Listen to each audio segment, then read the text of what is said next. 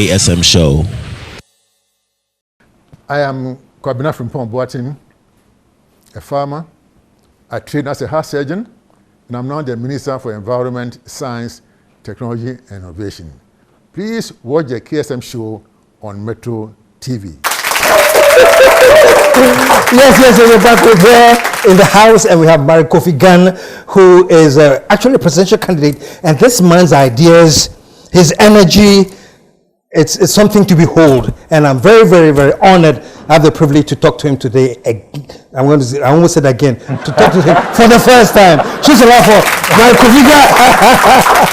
Welcome officially. Thank you, Kesem. I've always dreamt of being here. Oh, really? Yes. I mean, I've been a fan of yours from way back, way back. Really? You go way back then, eh? Politically incorrect. Oh my goodness! Those days. Oh, before my retirement, I guess. Have you retired? I didn't know you had retired. You can't retire now, Kesem. We need a lot more of you, Kesem. Oh, but you guys are up now, so we can now gleefully hand over the baton. No, but you've got something that we still need in this environment. So don't retire now. But you are here now. I am. Now you're the man. I was the man. Now you are the man. I'll take that baton gladly, very gladly. And let's go back, not too far back. Well, we're going far back later. But for right now, you're actually aiming at being an independent presidential candidate? Graciously, yes. Yeah? Yeah. And this is a plan you have for 2024 or 2020. 2020. Right here, right now. Right here, right now. Wow. Well, you know the Ghanaian psyche, even though we'll be talking a lot about how far he's been away, how long he's been away, but he's back now. And even though you're back now and you've been gone for a while, you know the Ghanaian psyche, man. Politics, there we know too. MPP, NDC. Everybody is in between.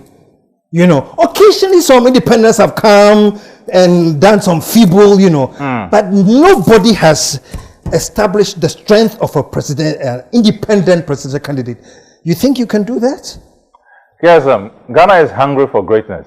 This country is hungry for greatness. For greatness? For greatness. Explain that. Well, I mean, we've had the whole, God bless our homeland, Ghana. We've been blessed. But the reality is God is not going to come and make us great and strong. That's us. This generation is hungry for greatness. And so this is when it's going to happen. I know about the whole Ghanaian psyche, but this is when. There's always a time when something happens, isn't it? So in your view, your time has come, or the time for the generation? Our time has come. Ghana is ready now. For new leadership? For new dispensation altogether. How tough is this challenge? Okay, you're saying it and it's very nice and it's very beautiful, but on the ground, man, the teeming youth of Ghana. And the funny thing is that they are the majority of the voters, but they end up voting for the 75, 80 plus, whatever, I don't know. Largely because that's the only option they've had. Yeah? That's the only option they've had. Now they have a new option. They have the likes of me. Wow. So before they didn't have that option. We've had in the past, but that was under different, JJ took over when he was 33 or something like that, and Kufuor ran for office much earlier. But I don't know when that faded out, and all the focus was now focused on the octogenarians or the older people. And you think that we are now ready to move to looking at the youth for a new kind of leadership? And I think we're more than ready, KSM. And there's so many reasons for that. One, I think this generation feels cheated. I think they gave the authority and power, like you're saying, to the older generation in the hope that they knew better and therefore could, take them to a future they were hoping for. That hasn't happened. Some were born 27 years ago. They've lived through it for the last 27 years. It hasn't happened. And I think Ghanaians are at that point now, where they are saying to themselves, we can't go on like this. We don't have another 27 years to spare or to throw at mediocrity, because that's really what we've had. And so it's about time, and people are waking up. There's a lot more women speaking out now. There's a lot more youth now who don't really care about what their parents' political, lineages have been. They just want life to work, PSM. That's very interesting. But let me ask you this. Why or how do you think that break came? Because the lineages, somebody is MPP or NDC because it's in the blood. Yeah. My father was, my grandfather was, whatever it is. Yeah. And that has been the tradition for a long time. Yeah. They say MPP, blue blood. Yeah. What do you think there's actually a radical departure from that lineage now? And what do you think has caused it, if you think that's the issue? I think it was always coming. I think the political class just didn't see it coming. Because I think what has also happened is that with the influx of the internet, the ability to see what other countries are experiencing, the youth are beginning to ask themselves, hold on, we have a lot more than other countries have, but we see their youth and how they are advancing and what they are capable of. How come we are not getting that? And so that departure has come about as a result of, we can't keep doing this and not getting anything back. A lot of these young people, I engage the young people a lot, and the reality for them is they just want life to work. They are not interested in this is the party we've always voted for, or that or that. That's not, they just want life to work. Their mindset is changing, that's what you're saying? Things are running very quickly for these young people. They want to get something out of life very quickly. It's not like, the generation just before me or my generation who feels that, by the time you get to 40, then you can say you have achieved something. Yeah. These young people want to achieve at 20, at 30. And so it's not moving fast enough for them. And that's where people like I come in. Because we see where the future is heading. We know how this country needs to be positioned so that they can take advantage of that future. It's not happening. What disappoints you most about what is not happening in Ghana? Oh, it's not happening on any level. On any level? On any level. I could give you examples upon examples. We talk about education, for example, and people say, you talk to this government, you talk to that government, every single one of them says we're giving access to education. But here's the thing I throw at them. As we speak, there are about less than 10% of our very young people who are the age of 6 who can read at their level. And KSM, you and I know if you cannot read, you don't have access to education. So it's not about the classrooms. It's about the reality people are facing. But we don't talk about these things. You take about, what is it called, health. You talk about health, our life expectancy hasn't changed much. We're still at 63. Yeah. Was it going that high? 20 years ago, we were at the same level as the likes of Rwanda. Today, Rwanda averagely lives longer than we do. Wow. So those are real things that I worry about. It's not happening. Mark, taking over a country like Ghana, which has a long history of politicians and political leaders promising entitlement. This is what you're entitled to. This is what we will give you. And that, I think, for me, is a major part of this warped mindset that we have, that the first question to the politician, what are you doing for me? What am I getting? The delegate system, they are paid millions of money, at cars, every level. fridges, everything. Every level. How are you going to emerge from nowhere and get Ghanaians to start thinking differently about these things? I don't have to get Ghanaians to think differently about that. You know why? Tell me. Because they realize that you give me 200 Ghana cedis, it's going to run out in 10 days. And after 10 days, I will not be seeing you for 4 years until you show up again. People are tired of living like that. People are genuinely tired of living like that. Do they get it?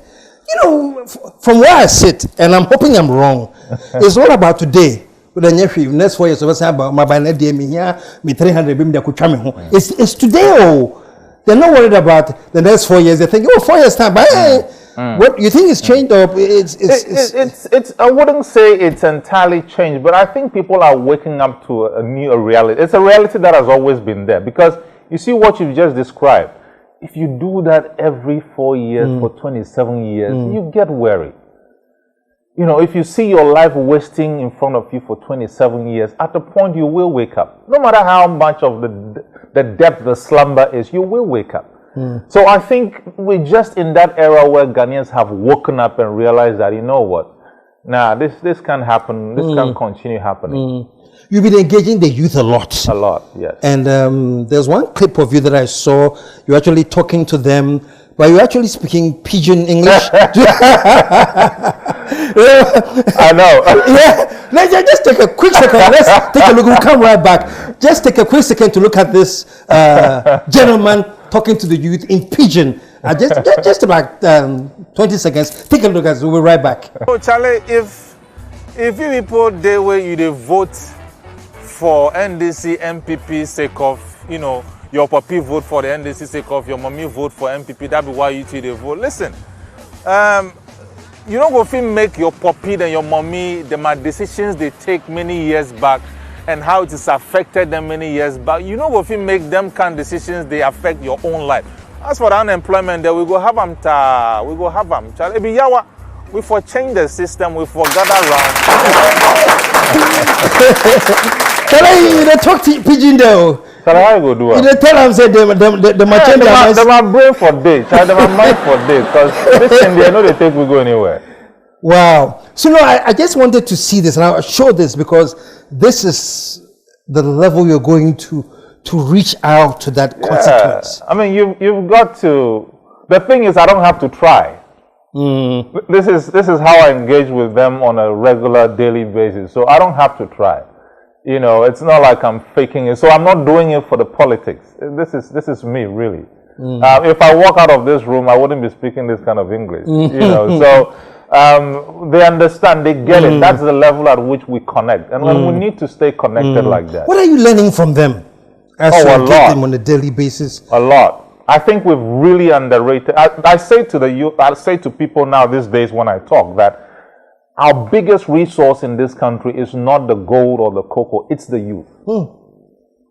That's our biggest resource. It's our biggest resource. It's our opportunity to bridge the gap. It's our opportunity to get into the future.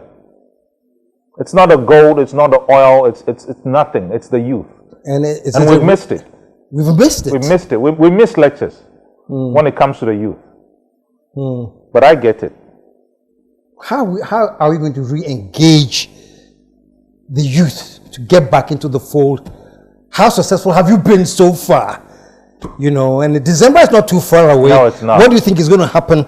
I'll tell you something interesting that is happening, KSM. I've got young people who are themselves going out there and bringing their own colleagues into the fold. Wow. Yeah. Yeah. I've got young people. 2 days ago, I was there. There's this young man we met in Tamale, just around the time the COVID started, so we had to come back. And I was there when I got a call from him, and it's like, say, wait, hold on and talk to somebody. And then he put me on the line. It was his mom and the father. And he had been able to convince them that, you know what, and here's something he said that really hit me. He said to them, you know, you guys, you're voting and you're voting for this party and that party. That is what has brought us here. So if you need to leave something behind for us, this is the choice you have to make. So he called you to speak to his parents? Yes. And I did. I said, you know what? You couldn't be making the best decision for your young man than what you're doing in 2020. Wow. Wow. So the youth they're on fire, man. They're on real fire. And if the youth are listening to me, congratulations to you guys. You guys, but that's what it takes. That's what it's going to take. You know, they want to own back their lives and own back their future. That's what it's going to take. And I hear you, and I'm with you, and I'm understanding everything, and I'm hoping that the youth are on fire finally, because I've been trying to light the fire. I'm like, damn! Finally, the fire is lighted. So it's good to hear you, and I'm hoping you're right that, you know, the fire is being lit somehow. Yeah. Now that's the first part of the problem. The other part of the problem is now Ghana and the systems and the structures. How do you go to the next level now? The youth are all fired up. They're ready to, you know, where are you going to find the people that you need to put in places that are corruption-free, people that are coming in not because they want to get their, what do you call it, ex gratia and whatever. Where are you going to find these people? Are they still around? Yes, there are people around. I mean, there are people all over the place. They are very credible Ghanaians working in fact, I know Ghanaians who are working and helping other governments. There are Ghanaians who are managing some really amazing enterprises here in Africa, globally. There are Ghanaians all over. The reality, and this is something we've overlooked, the reality is that because we have always brought in Ghanaians to work in public sector, largely politically, not because of their meritocracy, but because either they gave the most money or they shouted the most during campaigns, we've not really seen this crop of people. But there are Ghanaians there. I've met a few in my profession, in my experience working around the world. And they'll tell you that, look, if you won today, we're coming in to help. The reason why we haven't seen them is most of them don't want to be colored with the NDC or colored with the MPP. And so they will stay back because they have worked hard to earn their credentials. So it's an advantage that I'm coming in as an independent candidate. I feel it gives an opportunity for people who can and who are capable to come on board and make this happen. So there are a lot of people out there who are willing to make this happen. But again, you're working with the Constitution, which states, by the way, that 50% of what should come from the within. Where are you going to get them? These are the people you have been trying to avoid that have been colored with party colors. Let's be honest about it. I think it's fair to also say that obviously it's not every one of them that is not great. But here is an advantage I think that I even have as an independent, that somebody who's been elected into executive office as a party person does not have. Because if the NDC wins power, the reality is that they are only going to choose from the their side. If the MPP wins power, it's going to choose from the MPP side. If I come into presidency, I actually have an advantage because I can choose the best from both sides. But the plus is that I don't intend to have a big government. So my reliance on parliament is quite limited as well. I don't intend to have the 120. It's too bulky. It's too bulky. Put your hands together. So this is the point where you call a friend to call a friend. You should have done that long ago, though. But this is when you come back and call, because we're going to take a commercial break. When we come back, we're going to get into more exciting stuff. Stick around, folks. We'll be right back.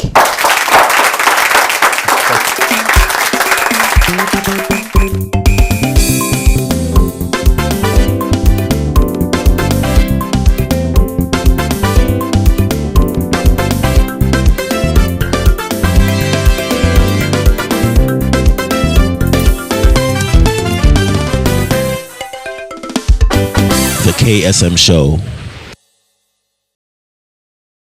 Okay, folks, there's a special thing happening at Cactus Creek every weekend. It's called the Sunday afternoon. It's called the Ghana Biryani.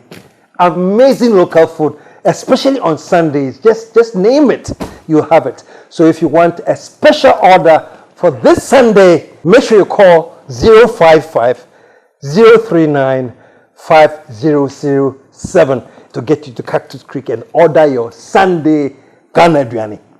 Creek is 055 039 5007.